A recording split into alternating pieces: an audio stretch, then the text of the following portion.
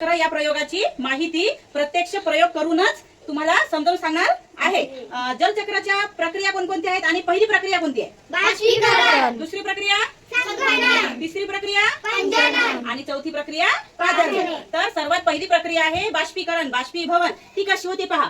गंज आहे, त्यामध्ये तुम्हाला पाणी दिसत आहे आणि आता ही पाही वाफ आहे। बरं, या वाफेला काय म्हणायचं? वाफ। ही वाफ होत आहे म्हणजे काय होत आहे?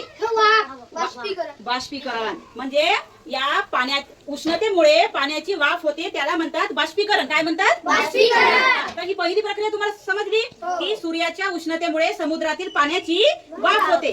तसंच खाली दिलेल्या उष्णतेमुळे या गंजातील पाण्याची वाफ तयार झाली आहे, म्हणजे बाष्पीकरण इथे चालू आहे, बाष्पीकरण सुरू आहे। आता आपण झाकण ठेवलं। आता पहा 2 मिनिटांमध्ये काय होणार आहे? काय होणार आहे? जलचक्राची दुसरी प्रक्रिया होणार आहे, त्याचं नाव काय आहे? संघनन। आता संघनन म्हणजे काय पहा। काय?